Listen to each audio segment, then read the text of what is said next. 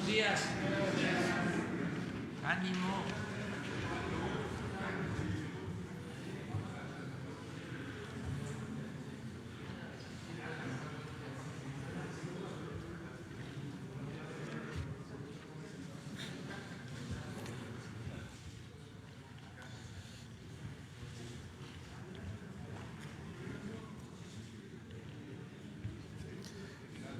Iniciamos esta conferencia enviando una felicitación afectuosa, cariñosa a todas las enfermeras de nuestro país, porque hoy se conmemora el Día Internacional de la Enfermera. Es un momento difícil para todos por esta pandemia que nos afecta, y son las enfermeras, como les hemos llamado, nuestras heroínas, con los médicos, nuestros héroes, los que están en los hospitales salvando vidas.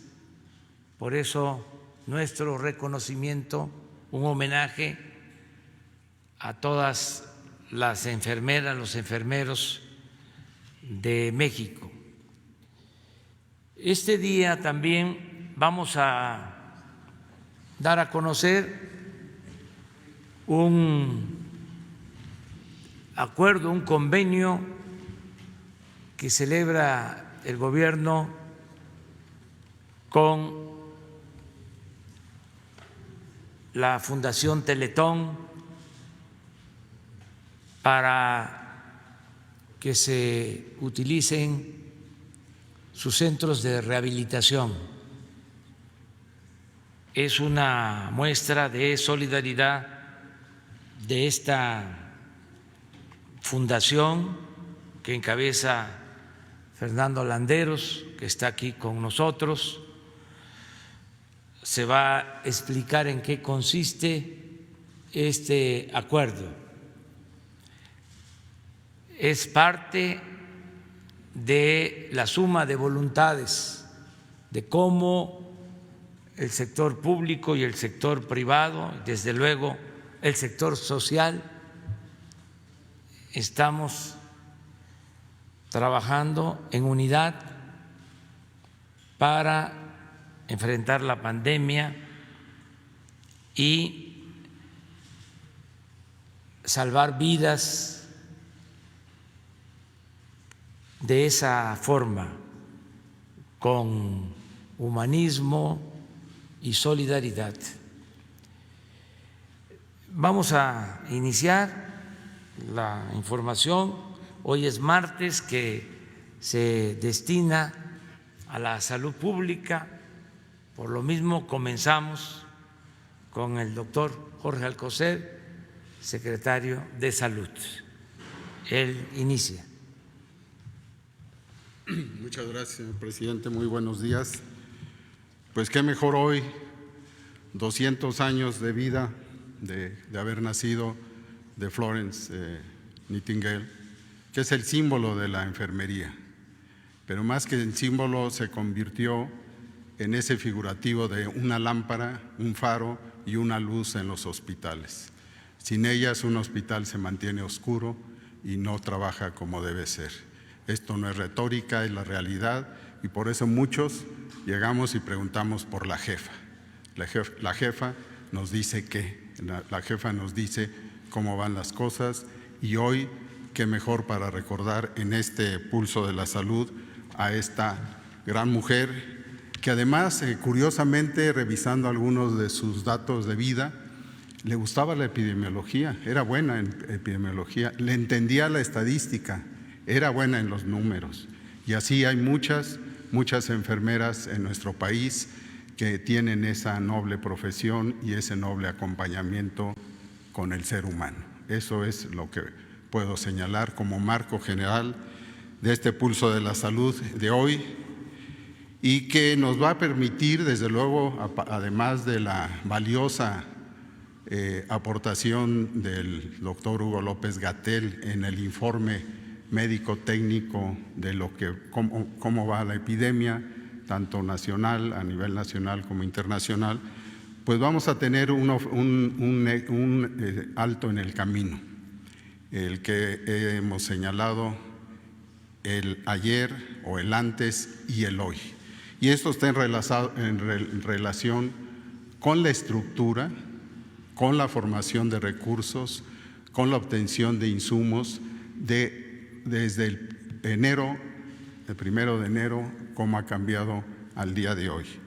Y como ya anunció el presidente, pues es hora, y tenemos ya bastantes adhesiones, sumas, articulaciones dentro de lo que es el sector salud, dentro de lo que es el gobierno federal, dentro de lo que es esta gran sociedad que nos ha estado apoyando y desde luego formando parte activa de la epidemia, el ir sumando esfuerzos. Hoy tenemos una más, es la firma de un convenio con el Teletón, que todos ustedes conocen, todos los diciembres, desde hace veintitantos años, 23 años en especial, pues ha sido permeable en la sociedad mexicana, y hoy vamos a ver este otro esfuerzo de una empresa de comunicación y sociedad en general, con la capacidad, con la preocupación central de atender necesidades de niñas, niños, adolescentes con discapacidad.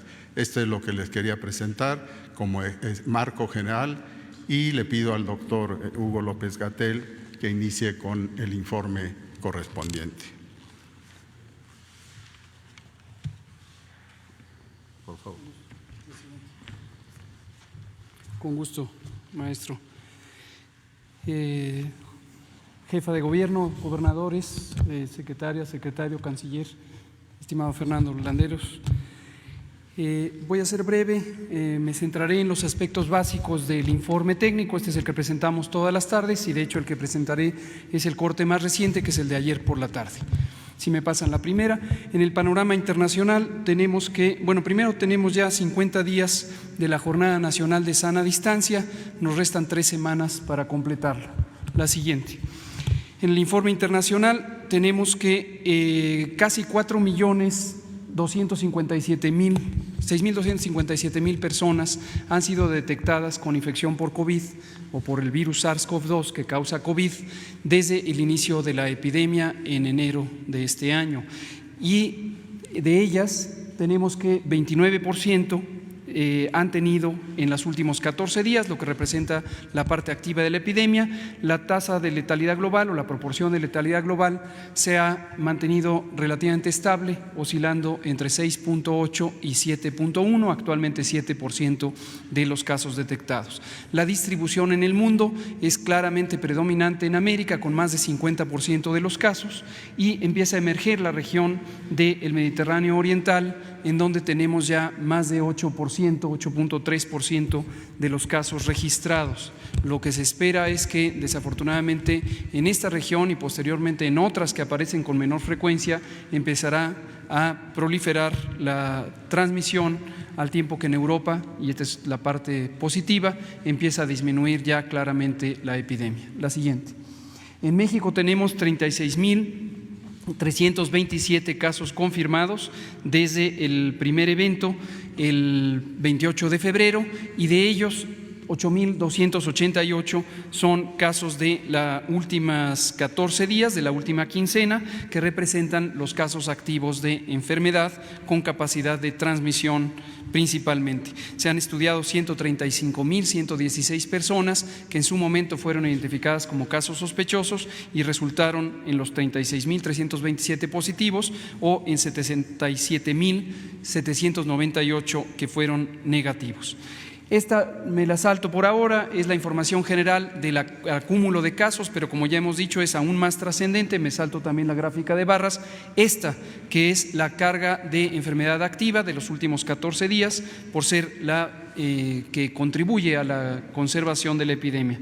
Se ve en el mapa y también en la gráfica de columnas a continuación cómo la Ciudad de México y el Estado de México, específicamente la zona conurbada en el Valle de México, son los lugares donde existe prácticamente una mitad de la epidemia. Le siguen Tabasco, Veracruz, Baja California y Morelos en orden de frecuencia. Si lo vemos por incidencia para poder comparar poblaciones que tienen tamaños diferentes, encontramos que 6.5 de cada 100,000 personas en México han tenido en los últimos 14 días COVID, y en la gráfica de barras o de columnas podemos ver algunas señales interesantes y estimulantes, como el hecho de que la incidencia en la Ciudad de México empieza a descender en las últimas 48 horas.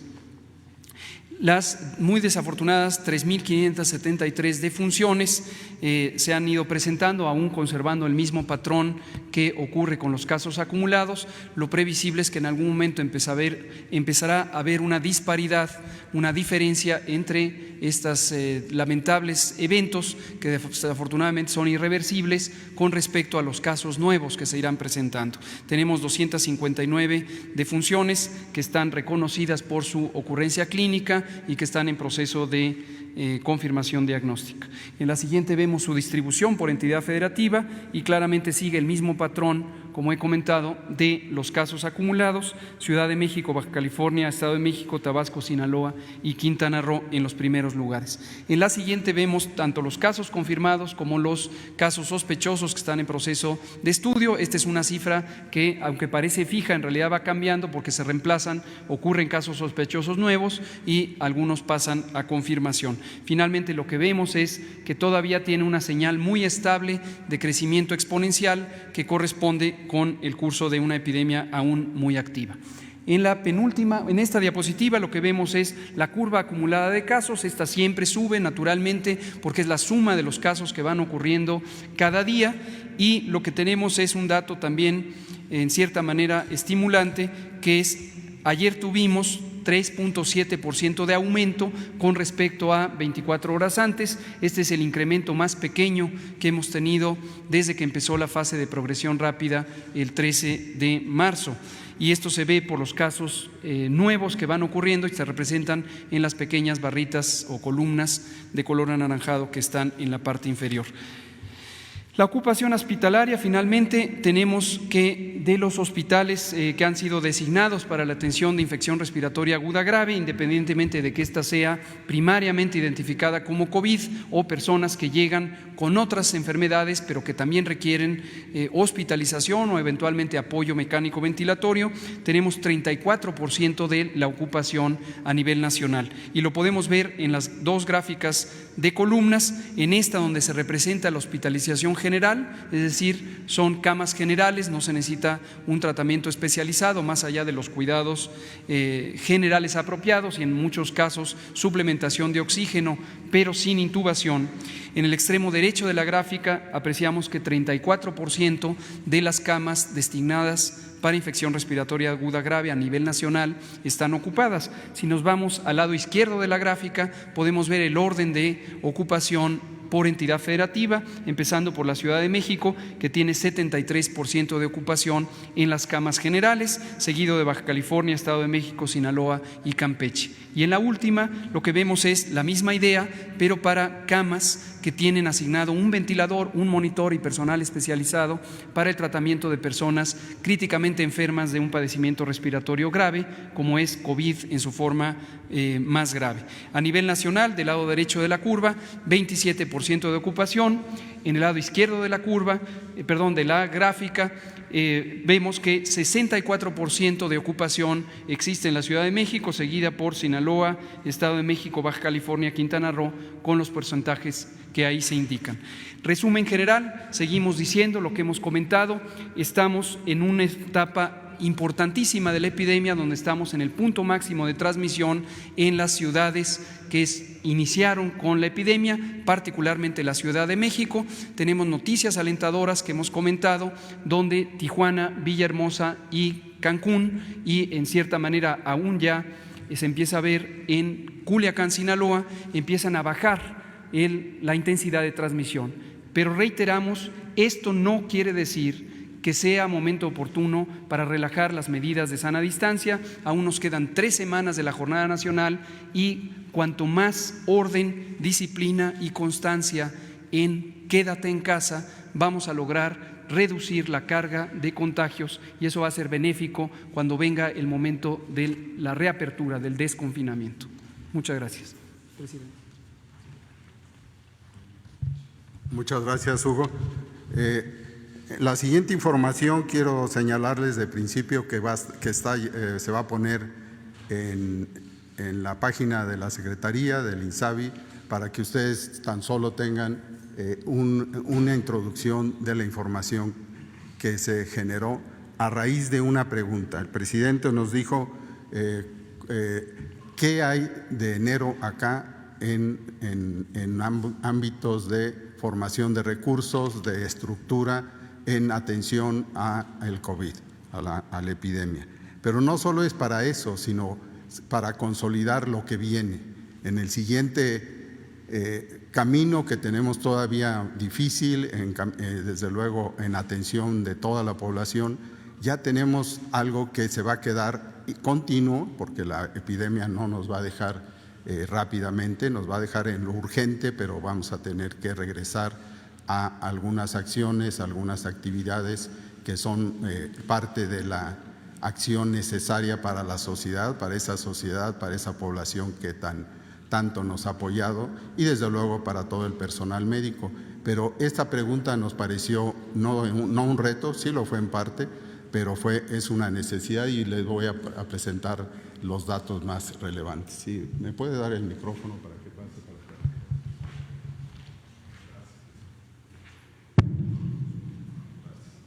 Bien, la primera, por favor.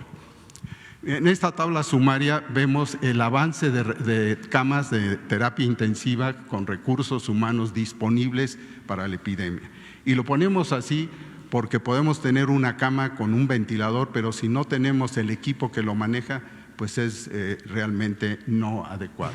Tenemos desde luego la necesidad de tener en cada cama con terapia intensiva un jefe médico, alguien que conduzca esto, y esta es una estructura piramidal con un jefe y 5 especialistas en urgencias, en neumología, en la misma terapia intensiva, medicina interna, capacitados para la atención de pacientes en situación de emergencia y que desde luego llevan como pieza central el contar con el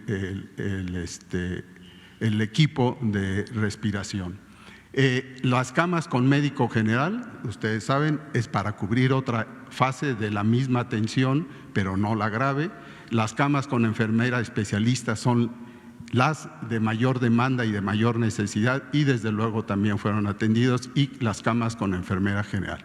Aquí el marco general es recordarles que tenemos un déficit, y esto lo teníamos desde el año pasado ya en estudio, en preparación, y había ya recursos para subsanar este déficit de 200,000 profesionales de la salud. Esto desde luego tomando en cuenta solo médicos generales y especialistas, y 300,000, alrededor de 300,000 enfermeras, que así fue como recibimos en un censo muy minucioso durante el año pasado. ¿Qué hemos hecho? ¿Qué avances tenemos? Y aquí está en la columna por izquierda por las instituciones, incluyendo las que ya conocen, con un total grande de 12,715 como meta. Como camas con jefe médico especialista tenemos 8,613, camas con médico general 9,256 y con enfermeras, como pueden ver, cerca de 7,500 y 8,600 camas con enfermeras. Esto, desde luego, es lo que se tenía de inicio, 3,552 el 1 de enero de 2020, y progresivamente al 5 de mayo hemos pasado de 3,552 a 8,113. La siguiente, por favor.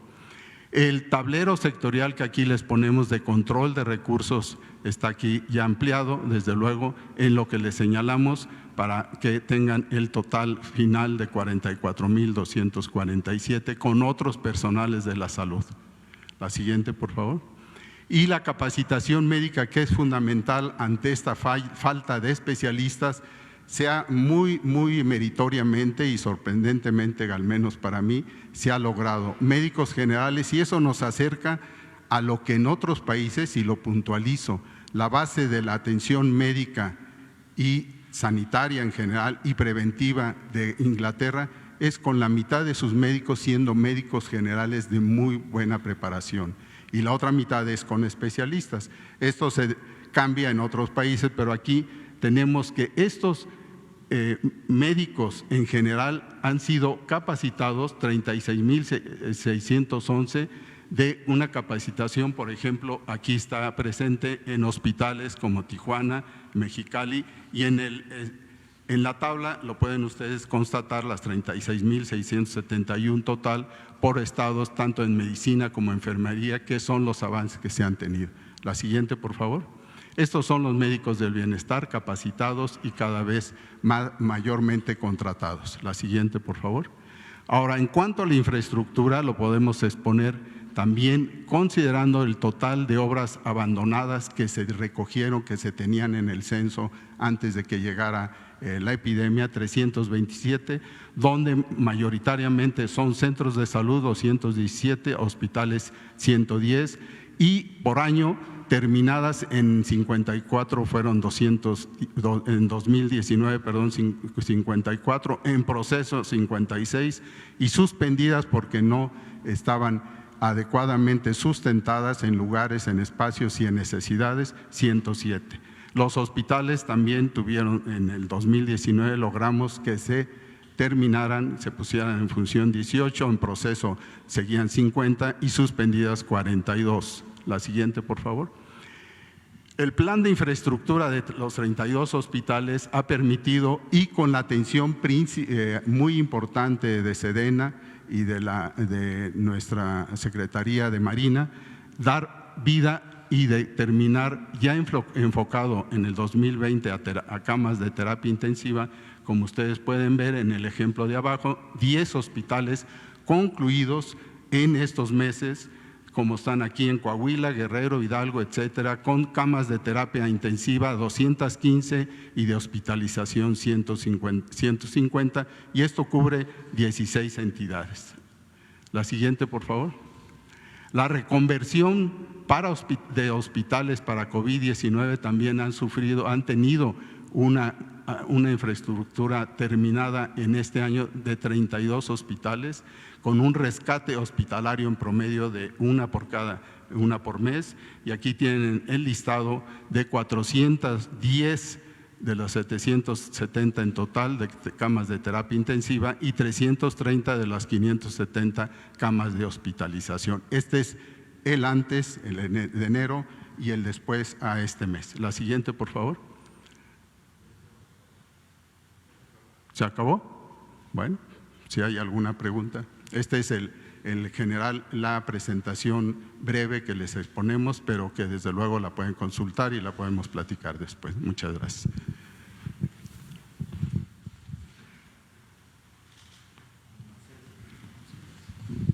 Ahora sí, le pido por favor al canciller que nos haga la introducción de esta firma, con el Patronato Teletón, que va a fortalecer, desde luego, como ustedes saben, nuestra capacidad sanitaria.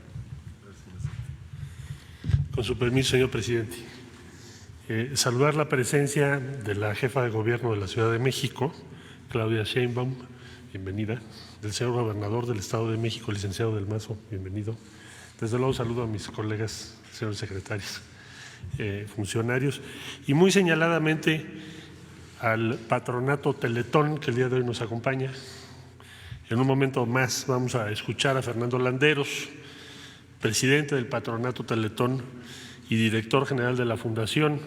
También nos acompañan Mauricio Vázquez, que es Francisco Aguilera, y Rosana Corona del Patronato. Muy bienvenidos, bienvenida.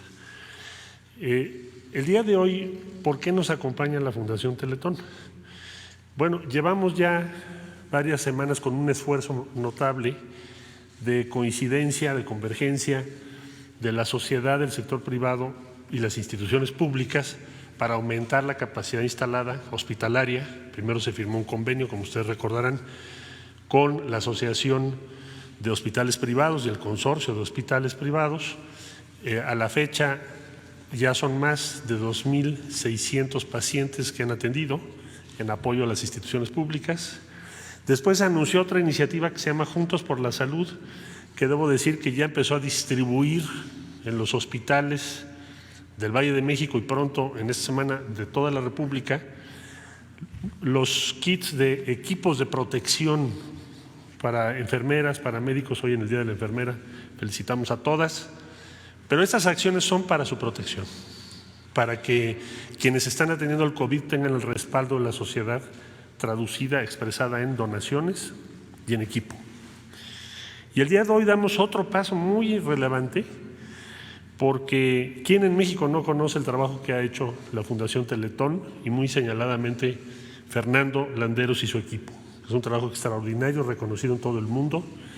Yo tuve el privilegio, el honor de poder trabajar junto con él cuando estuve aquí en la Jefatura de Gobierno de la ciudad para construir uno en Iztapalapa. Bueno, el asunto es que Fernando y su equipo se han acercado a los gobiernos de los estados, al gobierno federal, para el día de hoy suscribir un convenio que permita utilizar las instalaciones de primer nivel que tienen en toda la República Mexicana, 23 de ellas, se puedan reconvertir para atender de conformidad con las prioridades que marque cada gobierno estatal, la jefa de gobierno en el caso de la Ciudad de México, el Instituto Mexicano del Seguro Social, cuyo director ha sido un promotor de primer orden para la firma de este convenio. Gracias, Zoe, por tu apoyo. El director del Instituto de Seguridad Social al servicio de los trabajadores, al servicio del Estado, el ISSSTE, el INSABI y, por supuesto, el señor secretario de Salud, que ha promovido este convenio. Entonces, con la firma del día de hoy, 23 centros que tienen la infraestructura, el equipo, el personal para atender personas con diferentes discapacidades, especialmente menores de edad,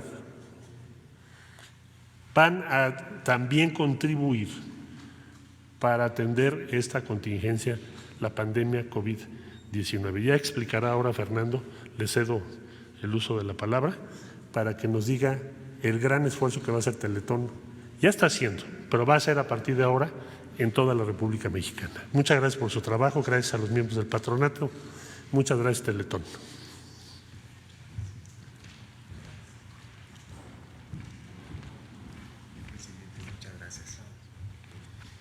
Con su permiso, señor presidente, la verdad es que con mucha emoción, con mucha humildad y al mismo tiempo con toda la humanidad de millones de mexicanos que hemos construido esta obra en 23 años, es que, como decía el canciller Marcelo Ebrard, queremos poner a disposición de los mexicanos que hoy más lo necesitan y de las autoridades federales, señor presidente, y estatales, estas instalaciones y esta infraestructura que con tanto amor, con tanta perseverancia, millones de mexicanos hemos construido. Quiero dar inicio a este informe agradeciendo en primer lugar a un grupo de mexicanos solidarios y generosos quienes han destinado su tiempo, sus recursos y su cariño a la obra de la Fundación Teletón. Ellos conforman el patronato de la Fundación y es gracias a ellos, a cada uno de ellos, que es posible hacer este ofrecimiento. Los mencionaré de acuerdo a la antigüedad con la que fundaron o se fueron sumando a esta obra solidaria y de amor. En primer lugar, quiero mencionar al señor Emilio Azcárraga, presidente de Grupo Televisa, con quien emprendí este proyecto hace ya 23 años. También fundador Alejandro Vargas, MBS, Eduardo Ricalde Medina, Juan Francisco Ili Ortiz, El Universal, Francisco Aguirre, Grupo ASIR, Francisco Ibarra, Grupo ASIR, Francisco Aguirre, Grupo Radio Centro, Adrián Aguirre, Play Telecom, Ignacio Pérez Lizaur, del Nacional Monte de Piedad, Juan Diego Gutiérrez Cortina, de Gutsa Construcciones, Javier Sordo Madaleno, de Grupo Sordo, Sisi Harp Calderoni, Fundación Alfredo Harpelú, José Francisco Aguilera de Alba, de Estudio 3, quien hoy también nos acompaña, André Hernández de Legorreta, de Fundación Legorreta Hernández, Carlos Slim Domit, de Grupo Carso y Telmex, Mauricio Vázquez Ramos, Editorial Ovaciones, también muchas gracias Mauricio, Antonio Leonardo Castañón, de Farmacias del Ahorro, Ricardo Dagdú Calif, de Dagdú Ingenieros, Javier Pérez de Anda, de Grupo Radiorama, Alejandro Ramírez, de Cinépolis, Francisco González, de Grupo Milenio y Grupo Multimedios, Olegario Vázquez Aldir, de Grupo Empresarial Ángeles, Jaime Azcárraga, de Grupo Fórmula, y Carlos Breme, de Value Grupo Financiero. Todos los aquí mencionados estamos detrás de las decisiones más importantes que ha tomado esta obra, incluyendo, por supuesto, incluyendo esta reconversión que, como comentábamos el viernes pasado con el señor presidente, es más que una reconversión de obras, es más que una reconversión de ladrillos, es una invitación a una reconversión a la más profunda solidaridad de todo el país. Pero sin duda, y aún más importantes son quienes han estado adelante de esta obra, y esos son los donadores del Teletón. Durante 23 años ininterrumpidos, aproximadamente, es el cálculo, 20 millones de mexicanos han sido donadores solidarios de Teletón. Si lo pensamos a fondo, ellos son los donadores quienes hacen realidad este ofrecimiento y esta aportación al país. Gracias a todos y a cada uno de los donadores. A continuación daré a conocer un informe de las actividades realizadas por la Fundación Teletón ante el COVID y, por supuesto, como decía el canciller Ebrard, de lo que vamos a hacer. Vamos a ver esta presentación, por favor. Vislumbramos, en primer lugar, dos caminos de apoyo: el apoyo a través del gobierno federal y el apoyo a través de los gobiernos estatales. Vamos a informar.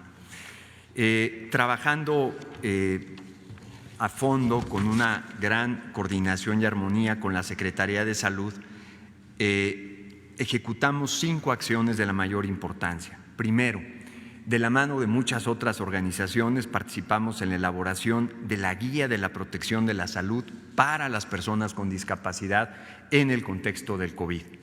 Segundo, hicimos una serie de alianzas con un número telefónico, el 800 Teletón, con la Línea de Vida y con el 911 para derivarnos llamadas relacionadas con la discapacidad. Tercero, trabajamos en concreto en otro documento con la Secretaría de Salud para una serie de materiales y recomendaciones para personas con autismo. Y siguiente punto, compartimos contenidos de telerehabilitación que hoy se muestran en la página del gobierno de la ciudad, del gobierno federal. Vamos a la siguiente lámina. Hubieron, una anterior, por favor. Hubieron 2 acciones. La primera, telerehabilitación. Es importante decir que tuvimos que cerrar los centros Teletón, salvo el Hospital de Cáncer, porque resultaba sumamente peligroso para niños inmunodeprimidos, para ellos y para sus familias, acudir o seguir acudiendo a sus terapias. Por eso los tuvimos que cerrar, para salvaguardar su integridad y su vida. Sin embargo, esos niños no se podían quedar sin rehabilitación. Por eso nos dimos a la tarea de crear la telerehabilitación, un servicio originalmente pensado para los pacientes, para esos más de 30,000 niños que atendemos en Teletón, pero que hoy ponemos a disposición gratuita de todo el país estos materiales en videos de telerehabilitación, dando y ofreciendo un servicio abierto a los casi 6 millones de mexicanos con alguna discapacidad. La rehabilitación no se puede frenar por la pandemia, debe de seguir adelante y aquí tenemos una herramienta que puede ayudar. Siguiente.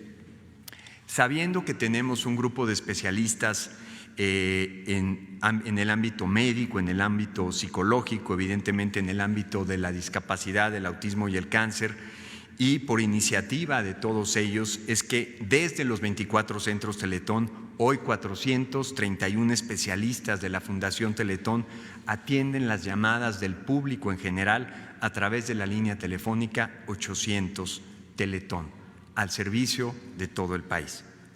Siguiente. De cara a las reconversiones, señor presidente, como mencionaba hace un momento, con mucha humildad, pero también con toda la humanidad y el amor de un país, es que ofrecimos estas reconversiones al gobierno federal y a los gobiernos estatales. Daré información de cuáles son los avances hasta este momento.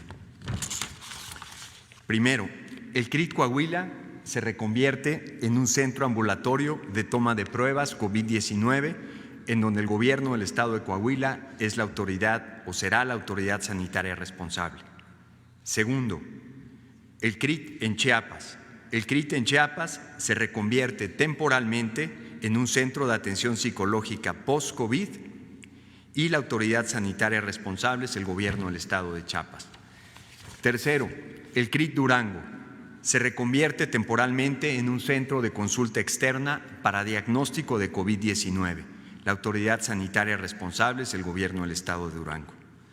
Cuarto, CRIT Estado de México, concretamente el CRIT en Tlalnepantla, se reconvierte temporalmente en un hospital con 158 camas para pacientes no COVID y la autoridad sanitaria responsable es el gobierno del estado de México. Señor gobernador, le agradezco mucho también la oportunidad de poder trabajar con usted y con su equipo y de hacerlo de verdad de una manera apasionada por este país. Muchas gracias, señor gobernador. Es sin duda hoy el ejemplo más avanzado porque este hospital con las 158 camas está absolutamente listo para recibir a los pacientes. Quinto, el CRIT Hidalgo. El CRIT Hidalgo se reconvierte temporalmente en un hospital no COVID-19. La autoridad sanitaria es el gobierno del estado de Hidalgo. Sexto, el CRIT Occidente, ubicado en Guadalajara, Jalisco, se reconvierte en un hospital COVID-19 de atención respiratoria. Tanto el INER como la Fundación Teletón somos los formadores de los rehabilitadores en enfermedades pulmonares. Aquí somos nosotros mismos quienes seremos la autoridad sanitaria responsable. Séptimo, el CRIT Michoacán se reconvierte temporalmente en un centro de consulta externa ambulatoria para pacientes no COVID, utilizando aproximadamente el 40% de la infraestructura y el gobierno del estado de Michoacán es la autoridad sanitaria responsable. Octavo, el CRIT Sonora se reconvierte temporalmente en un centro operativo de vigilancia epidemiológica y es el gobierno del estado de Sonora la autoridad sanitaria responsable. Noveno, el CRIT Veracruz se reconvierte temporalmente en un CAME, en un centro de atención médica extendida para pacientes no graves post-COVID y es la Secretaría de Salud del Estado de Veracruz, la autoridad sanitaria responsable. En un segundo apartado, de cara a los convenios con el gobierno federal, con el IMSS y con el ISSSTE, informo lo siguiente. El CRIT Baja California Sur, ubicado en La Paz, se reconvierte temporalmente en un hospital de atención temprana para pacientes COVID con síntomas leves o moderados que presentan un factor de riesgo, como hipertensión, diabetes o inmunodepresión. En este caso, y agradezco a Zoé Robledo, director general del Seguro Social, ellos serán la autoridad operativa responsable del CRIT Baja California Sur. Muchísimas gracias, Zoé. El CRIT Ciudad de México. El CRIT Ciudad de México se reconvierte temporalmente en un hospital de atención temprana para pacientes COVID-19, igualmente con síntomas leves o moderados que presentan un factor de riesgo. En este caso agradezco mucho a la jefa de gobierno de la Ciudad de México y nuevamente al director general del Seguro Social, ya que en conjunto conformarán la autoridad operativa responsable. Siguiente, el CRIT Guanajuato, vamos en el número 12. Se reconvierte en un hospital de atención temprana, igualmente para pacientes COVID con síntomas leves o moderados que presentan un factor de riesgo. Y aquí nuevamente es el Instituto Mexicano del Seguro Social, la autoridad operativa responsable. 13º, el CRIT Guerrero. El CRIT Guerrero se reconvierte temporalmente a un hospital con 60 camas para pacientes no COVID-19. El gobierno del estado de Guerrero es la autoridad sanitaria responsable, pero además aquí hay una colaboración más, que es del ISSSTE, quienes hacen una reconversión de la infraestructura de consultorios y se ofrece y lo ofrecerá como consulta externa a pacientes no COVID. Agradezco también aquí a su director, Luis Antonio Ramírez, por el apoyo y la colaboración. CRIT Ciudad Nezahualcóyotl. se reconvierte temporalmente en un hospital de atención temprana, igualmente para pacientes COVID con síntomas leves o moderados. Y la autoridad operativa responsable es nuevamente el Instituto Mexicano del Seguro Social. CRIT Oaxaca, número 15, se reconvierte temporalmente en un hospital infantil no COVID y es el gobierno del Estado de Oaxaca la autoridad sanitaria responsable, pero aquí nuevamente la infraestructura de nuestros consultorios será el ISSSTE quien ofrecerá consulta externa a pacientes no COVID. Y por último, el CRIT de Puebla. El CRIT de Puebla se reconvierte temporalmente en un hospital de atención temprana para pacientes COVID, nuevamente con síntomas leves o moderados que presentan un factor de riesgo, y nuevamente es el Instituto Mexicano del Seguro Social la autoridad operativa responsable. Querido México, nos has dado mucho, y ahora va de regreso. Los que podamos hacer, no escatimemos una sola gota de esfuerzo. Los que creen que no pueden hacer algo se equivocan. Hagan lo más importante: quédate en casa. La crisis de la pandemia puede tener resultados muy profundos, pero nada tan profundo y tan arraigado como la solidaridad de México. Muchas gracias, señor presidente.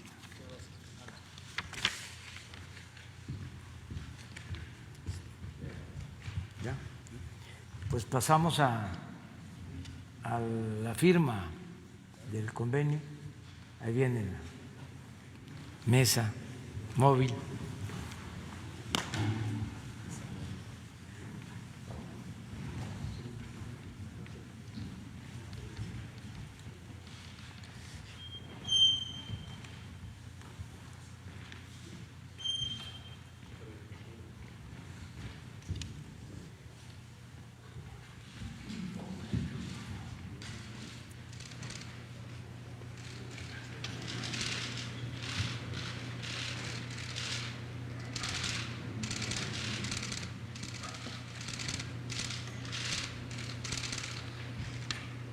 Que sean testigos Alfredo y Claudia.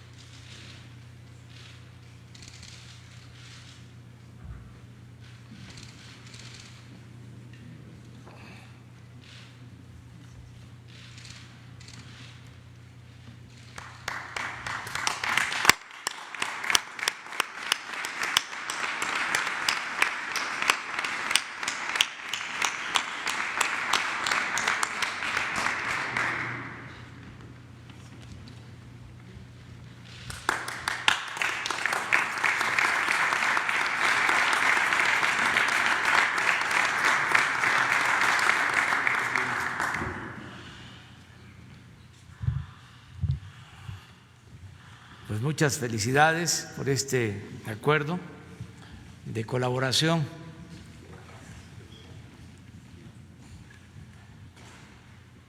Quiero aprovechar para agradecer a todos los servidores públicos del sector salud por su trabajo. Ya tienen ganada la medalla de bronce, porque la de oro está ya reservada al pueblo de México por su extraordinario comportamiento, por su comportamiento ejemplar. Al pueblo se debe que se vaya avanzando en el combate a esta pandemia. Y como lo hemos dicho, la medalla de plata es para los médicos, las enfermeras. Ha sido muy importante el trabajar de manera coordinada. El secretario de Salud, el doctor Alcocer, el subsecretario Hugo López-Gatell, un grupo de técnicos, especialistas, científicos de lo mejor del país que nos ha asesorado en todo este proceso. Ha sido muy importante la participación del Seguro Social, del ISSSTE. Nos ayuda mucho la nueva institución, el INSABI, que se creó antes del COVID, pero que ha sido fundamental para reforzar todas las medidas sanitarias, aumentar el número de camas, contratar especialistas, doctores, enfermeras.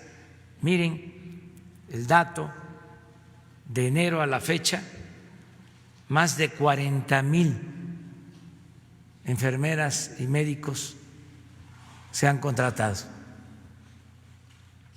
en todas las instituciones del sector salud, más de 40,000. Todo esto también ha sido reforzado por la Secretaría de la Defensa con el plan DN3. Muchos hospitales que habían quedado inconclusos los están terminando los ingenieros militares, los están equipando, personal del Ejército, médicos, militares, están haciéndose cargo de estos hospitales. Se está haciendo como nunca, en muy poco tiempo.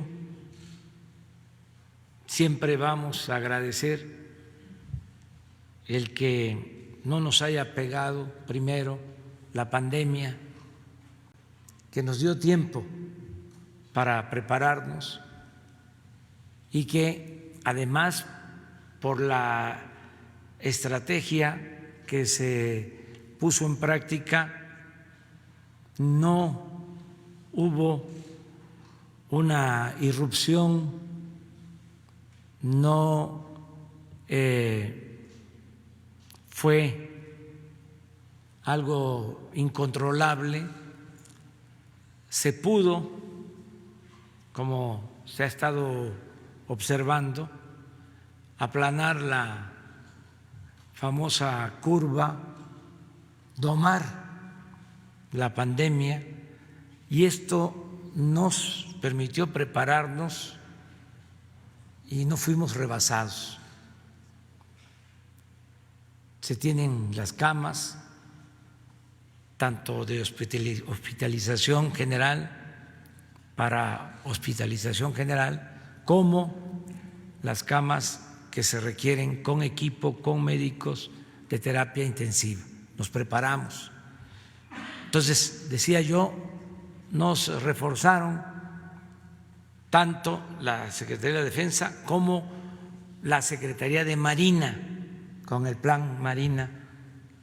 Está aquí también el secretario, el almirante Ojeda, y el general secretario Crescencio Sandoval. Estamos unidos y por si faltara algo, ahora viene el apoyo de la sociedad civil. Hay que reconocer lo que hicieron los dueños de los hospitales privados. Apenas les hablamos, decidieron participar. Recuerdo cómo una tarde en una reunión de todo el sector salud llegamos a la conclusión que iba a ser difícil atender la demanda de contagios de personas afectadas si no destinábamos hospitales completos para la atención del COVID-19. Pero ¿qué íbamos a hacer con los otros pacientes, los derechohabientes del seguro, del ISSSTE o la población que no tiene seguridad social, pero que necesita ser atendida por otros padecimientos? Pues entonces fue que se pensó en el convenio con los hospitales privados y de inmediato 3.115 camas para atender a población del Seguro Social, del ISSSTE y a población abierta. Y esto nos permitió utilizar espacios completos de estas instituciones solo para COVID. Luego se acerca la Fundación para la Salud a ofrecer apoyo exclusivo o destinado básicamente a equipos de protección para médicos y enfermeras. Y ya están cumpliendo. Y ahora la Fundación Teletón. Entonces, estamos trabajando en unidad. Esto es muy importante y se va avanzando. Por eso, agradecerle a Fernando Landeros, presidente del patronato, a todos los miembros del Consejo de Teletón por su apoyo. Y como Fernando lo mencionaba, el Teletón pues se ha ido creando, se ha ido constituyendo con la participación solidaria de millones de mexicanos que han participado a lo largo del tiempo y que incluso han aportado recursos. Ahora es el mismo pueblo ayudando al pueblo. Esa es una muestra más de solidaridad. Nos da mucho gusto por eso estar este día de la enfermera celebrando este convenio. Y vamos a continuar con nuestra conferencia.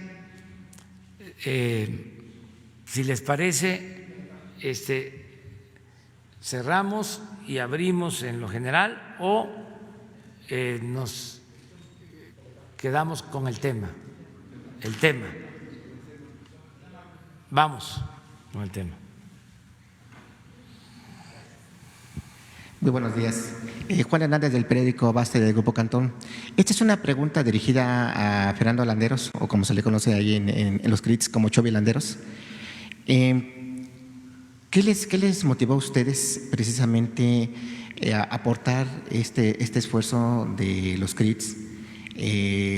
Sobre todo también me gustaría saber cómo han capacitado al personal, cómo han ustedes de alguna manera tomado las riendas precisamente en una situación tan compleja como lo que es el coronavirus, y también de alguna manera también si nos puede comentar en el caso del hito del hospital oncológico, ¿cómo han afrontado esta situación precisamente para que los niños no dejen de recibir sus tratamientos? Y también del Centro de Autismo Teletón, el CAT. Aquí, hay casos pues de autismo leve a severo. Ahí cómo están dándole el tratamiento. Y finalmente, hablando de infraestructura, ¿cuántas camas están ustedes aportando precisamente a esto de la atención del COVID? Pues. Y una segunda pregunta, pero sería al subsecretario Gatell, pero terminando el tema. Gracias.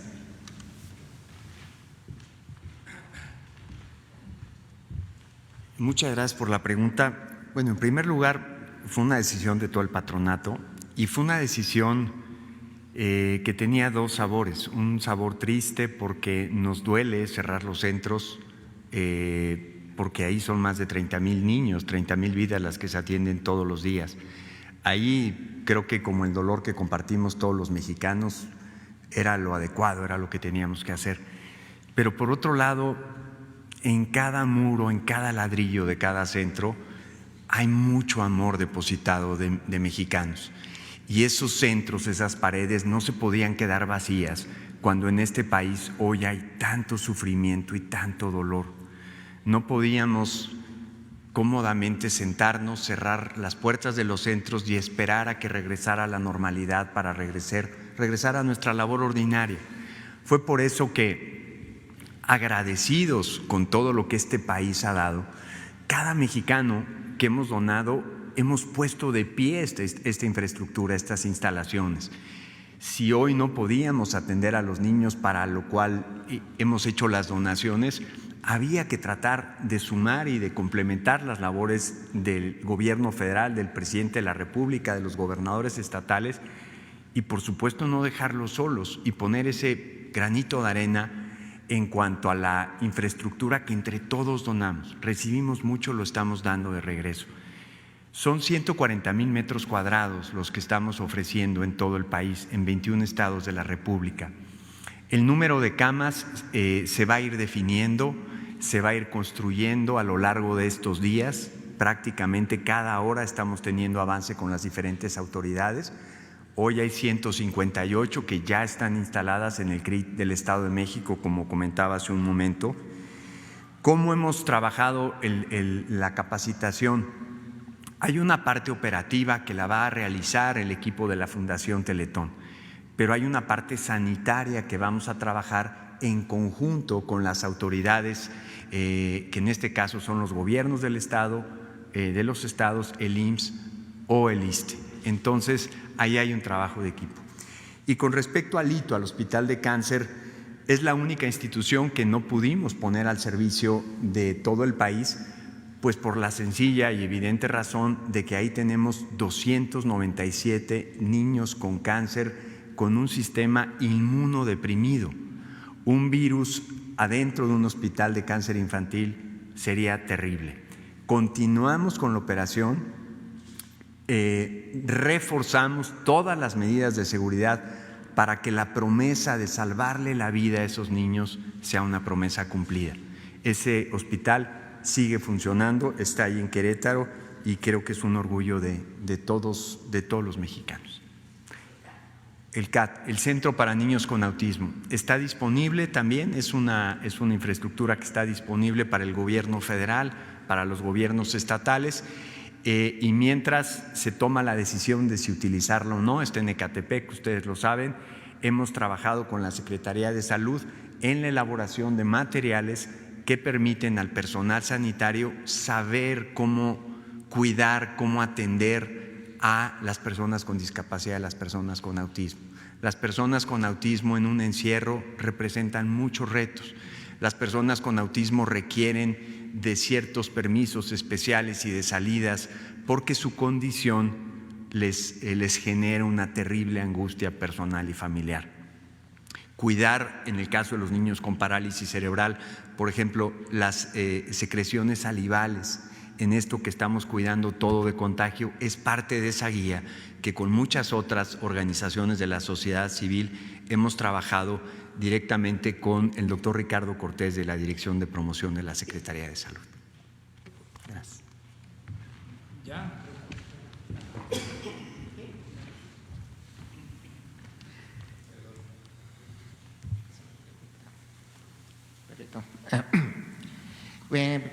Buenos días, perdón.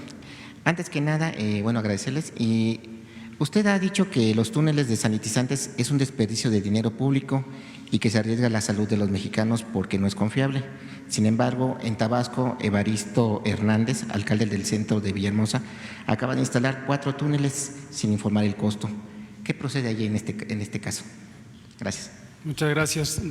Recontextualizo lo que dije y lo digo consistentemente, no solo sobre túneles, sino sobre muchas otras cosas. Existe una importante diferencia entre dos conceptos que explicaré de manera sencilla. Eficacia y efectividad. Eficacia es la capacidad de un instrumento, un programa, una intervención, un medicamento, una vacuna, cualquier producto para causar un beneficio esperado en condiciones ideales, posiblemente experimentales. Efectividad es lo mismo, pero en condiciones reales. Y suele existir una brecha, una separación importante entre eficacia y efectividad. Para decirlo de manera simple, todo depende de cómo se usan las cosas.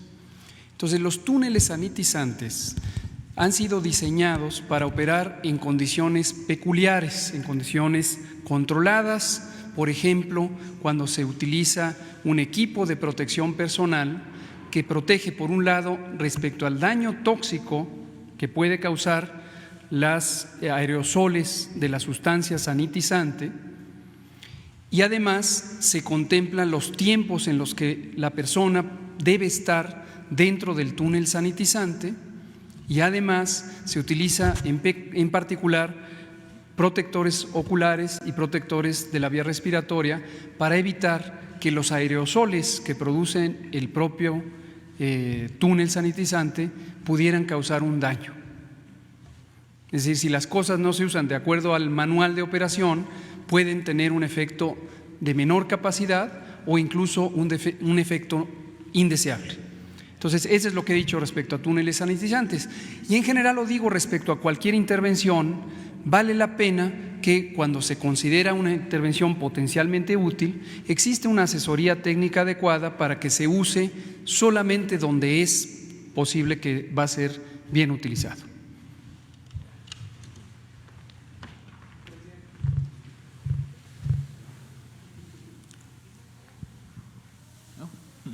Después dos mujeres, Presidente, dos compañeras. Buenos días, Luis Méndez de Notimex. Le haré los planteamientos sobre el tema. Solo entenderé que entonces el tema que le planteé ayer sobre el decreto presidencial lo abordaremos mañana o en una segunda oportunidad. ¿Sí? Ok, bueno. Sobre el tema, estos recursos, ¿cuáles serán los recursos que se destinarán para esta alianza que establecen con los CRIT? ¿Cuánto se va a destinar? ¿Quiénes serán el personal destinado para que se atienda a la población en estos espacios? Si van a ser personal de los nuevos contratados y cuántos serían los que entrarían en funciones. Una segunda pregunta que me gustaría hacerle sobre este tema del COVID, presidente, es, ya se empieza a hablar del regreso, pero una vez que nos presentó el doctor Alcocer este avance de camas, de ventiladores, de mayor equipo que se ha adquirido, ¿México tendrá la capacidad hospitalaria una vez que se retomen las actividades y en caso de que haya un rebrote de esta pandemia? Ese sería como el panorama. Y preguntarle al secretario de Marina, presidente, si usted me lo permite, ¿cómo van los refugios que se habilitaron para atender a los pacientes de COVID? Y en el caso de la Ciudad de México, ¿qué se está haciendo para los trabajadores del metro? Gracias, presidente. Bueno, pues en cuanto al financiamiento, yo quiero recordarles que cuando se aprobó la creación del INSABI y se decidió garantizar el derecho a la salud, atención médica y medicamentos gratuitos para todos los mexicanos, se incrementó el presupuesto del sector salud en 40,000 millones de pesos antes del COVID. Entonces se presenta la pandemia y teníamos y seguimos teniendo recursos suficientes. Hay fondos para equipar hospitales, para la contratación de médicos, para la compra de equipos. En el caso de estos centros de rehabilitación, lo que se necesite de camas, de equipos, los médicos, pues van a estar a cargo de las instituciones que sean responsables, ya sea el Seguro Social, el ISSSTE, el INSABI, los gobiernos estatales. Lo importante, entre otras cosas, es que la Fundación Teletón entrega estas instalaciones sin propósitos de lucro, es decir, no cobra, pone a disposición del sector salud y de los gobiernos estatales todas las instalaciones. Eso es lo que yo puedo contestar. En el informe del sector salud sobre médicos contratados, el número de camas que tenemos, los equipos, cuántos ventiladores se han adquirido, todo el abasto que ha llegado de equipos para personal médico de China, de Estados Unidos, toda esa información y lo ejercido, lo que me preguntaba ayer la compañera de Veracruz sobre cómo están llegando, cómo se están distribuyendo los equipos médicos, todo se va a dar a conocer hoy en un anexo, porque se hizo la presentación en la mañana en la reunión de seguridad, pero es muy extenso. Por eso hizo un resumen el doctor Alcocer con el compromiso de presentar todo el anexo, cuántos hospitales se han rehabilitado, cuántos equipos se han adquirido, cuántos se ha ejercido, toda la información se va a poner a disposición de los mexicanos el día de hoy. Luego preguntaste. Sí.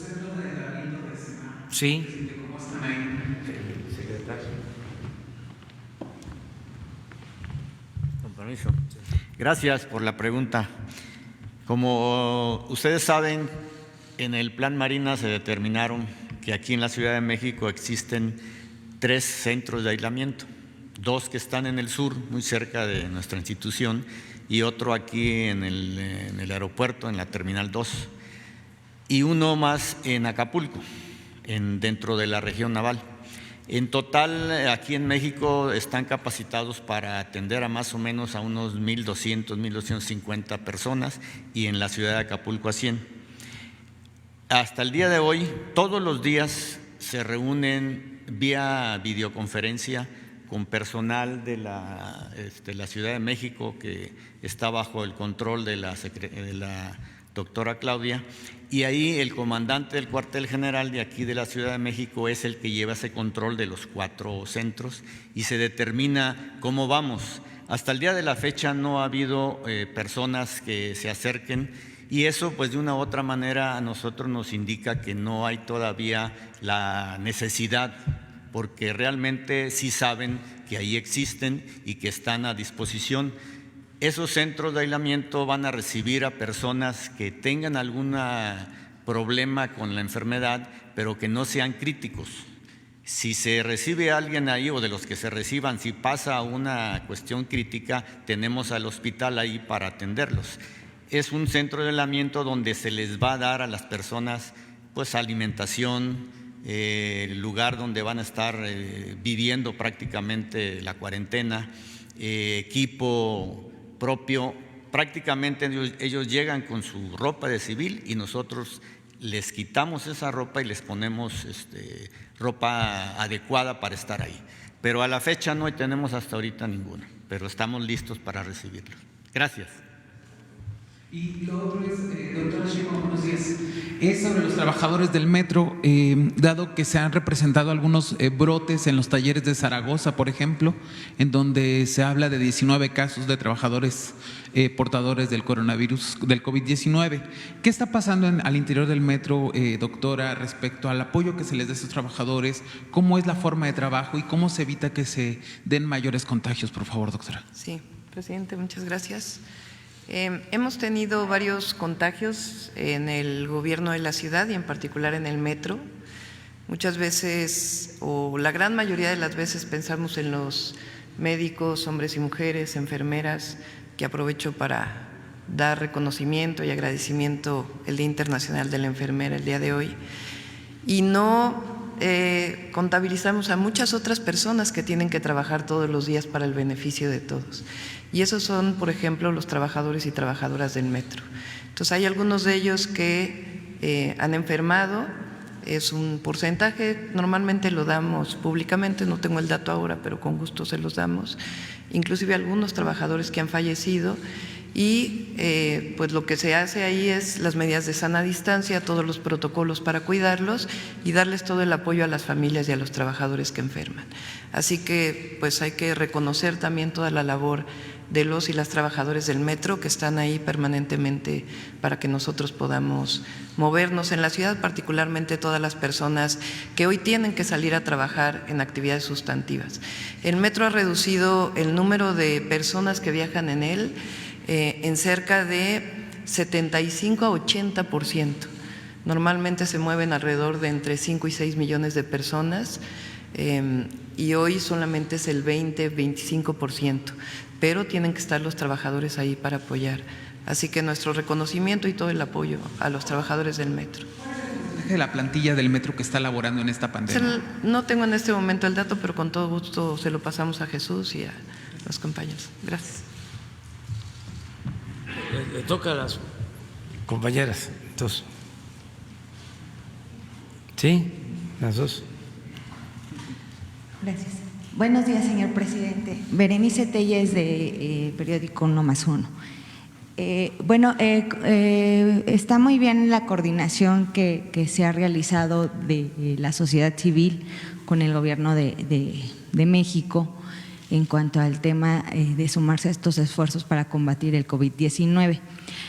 Mi pregunta es, en los pronósticos que se tienen, ayer dio un informe de que era el 70% de ocupación en el caso de la Ciudad de México. Si se pronostica realmente una saturación como para echar mano de toda esta infraestructura que pues se está coordinando el día de hoy. Sí, esta es mi pregunta. Pues mire, hemos contado con suerte, decía yo, porque la suerte también cuenta en todo esto. Es virtud y es fortuna, virtud y suerte. Y comentaba de cómo no nos afectó primero y cómo donde afectó primero la pandemia rebasó las capacidades de hospitalización, tanto de hospitalización general como de terapia intensiva. Esto en países de Europa, incluso en Estados Unidos o en algunas ciudades como Nueva York. Nosotros nos dio tiempo para prepararnos, pero otro elemento bueno es de que no se presenta la pandemia en todo el territorio parejo, sino que está regionalizada, vamos a decirlo. Lo que es el Valle de México, Quintana Roo y en particular Cancún, Tabasco,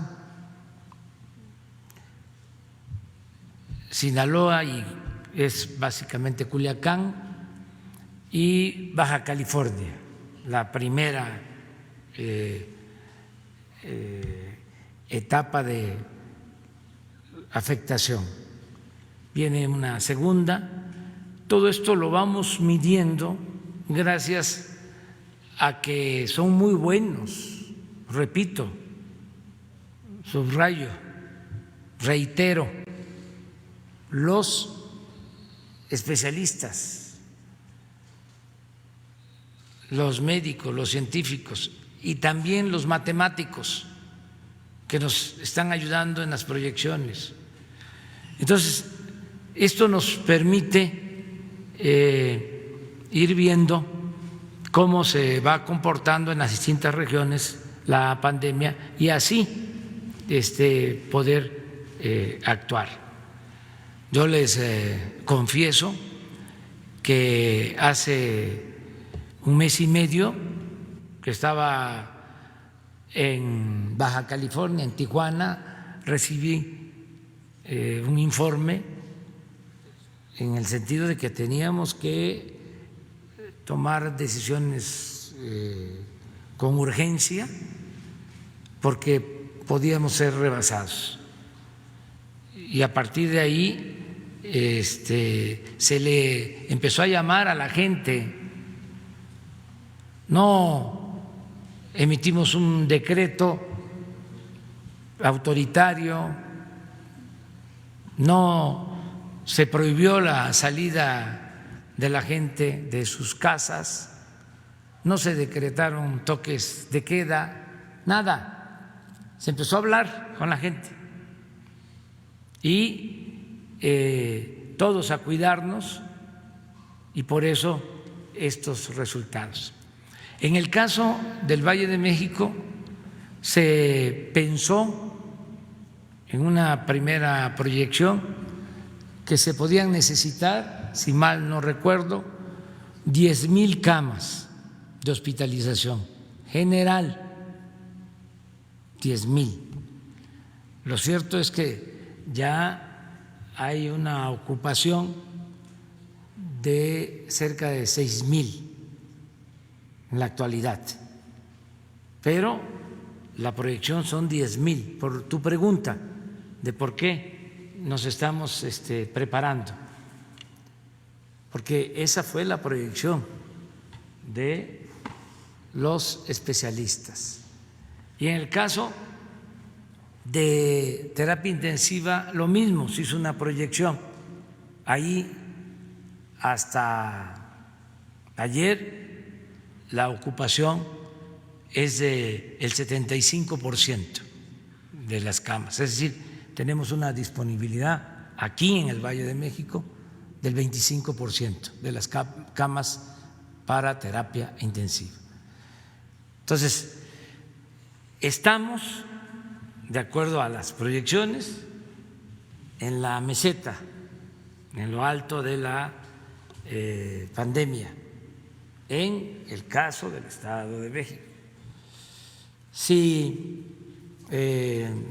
resultan las proyecciones, ya pronto va a comenzar el descenso, pero no podemos confiarnos. Ahora sí, como se dice coloquialmente, vale más que sobre y no que falte. Entonces, por eso nos seguimos preparando. Ahora, el hecho de que se haya regionalizado la pandemia nos permite concentrar recursos, tanto personal médico como se está haciendo. Están viniendo médicos de otros estados a capacitarse a la Ciudad de México con doble propósito. Ayudan, porque aquí se necesita más que en otras regiones del país, y se forman para regresar a sus estados.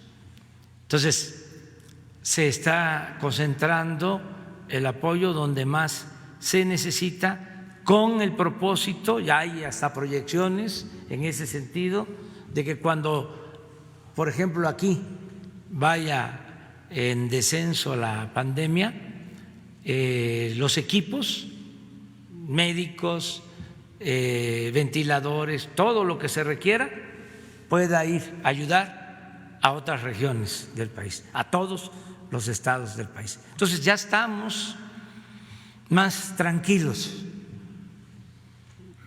porque sí pasamos momentos difíciles, porque no había la infraestructura hospitalaria básica, necesaria para enfrentar esta pandemia. Entonces, ahora ya podemos decir que hay reservas y, sin embargo, nos tenemos que seguir preparando.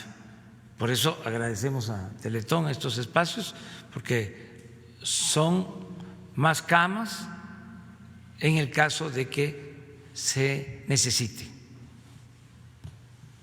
Nuria. Gracias. Bueno, buenos días a todos y a todas. Soy Nuri Fernández de La Caracola. Primero que nada, agradecerles a todos ustedes por su responsabilidad y compromiso.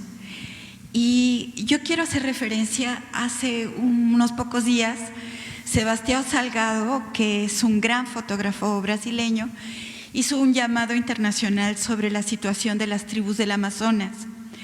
En el Amazonas, además de que hay una reserva muy importante de agua y de oxígeno, hay una reserva cultural importantísima porque hay tribus dispersas en la región en una cantidad muy importante y el COVID ya llegó y están pues siendo diezmados, realmente está empezando a haber pues muchas muertes. Y eso pues creo que nos hace pensar, ya una vez platicamos de eso aquí, del momento de concentración de la pandemia en que afecta a los grandes centros urbanos, aquí como está pasando con la ciudad, y el momento de dispersión de la pandemia en que empieza a afectar a las comunidades aisladas. Este momento, segundo momento, es muy peligroso porque en las comunidades no hay servicios hospitalarios y vemos que el COVID avanza muy rápido, en días y a veces en horas, en el cuerpo.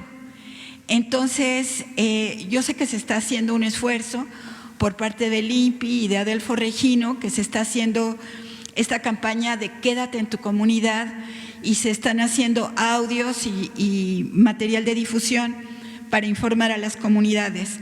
Pero la pregunta específica es, ¿cuál es la situación en este momento en las comunidades indígenas y los pueblos originarios? ¿Hasta qué punto está llegando ya la pandemia? Y se habla de casos entre los rarámuris, pero no tenemos una información cierta. Gracias.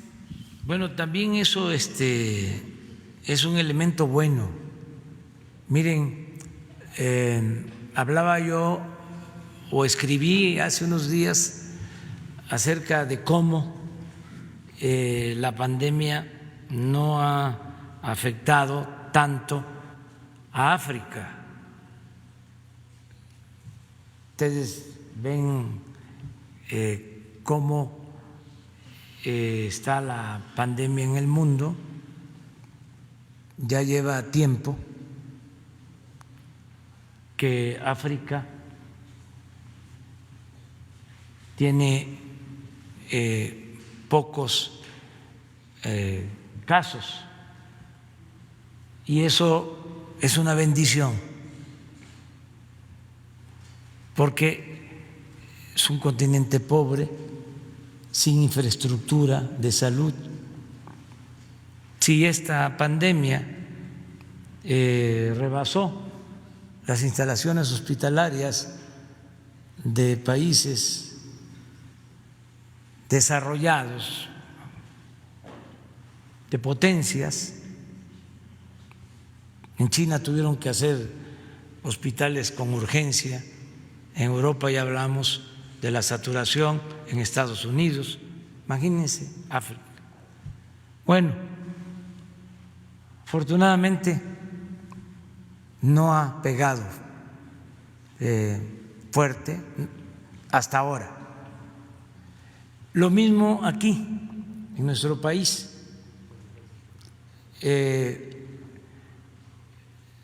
Hay de los 2.500 municipios, hay alrededor de 1.000 con casos, como 1.000 o 1.100 aproximadamente, que no tienen casos, pero son vecinos de los que sí tienen ya casos. Y hay como 400 completamente limpios, 300, 400 limpios, que ni los vecinos tienen casos. Y esto coincide con las comunidades indígenas. Por ejemplo, de esos 300, 400, la mayoría son municipios de Oaxaca. Les puedo decir que toda la Sierra Norte, la Sierra Juárez, está prácticamente limpia de contagios, muy pocos municipios de Oaxaca, y así en otras regiones. Mañana, qué bien que me hacen esta pregunta, ¿cómo estamos viendo? Porque la pandemia, en efecto, es ofensiva, pero nosotros también estamos muy pendientes. Estamos de guardia para actuar pronto. Mañana vamos a dar a conocer ya el plan de el regreso a la nueva normalidad. Mañana. Y se va a exponer esto que estoy mencionando, de cuántos municipios están sin contagio, cuáles son los que están más afectados, y a partir de eso se va a hacer una propuesta para el regreso, subrayo, a la nueva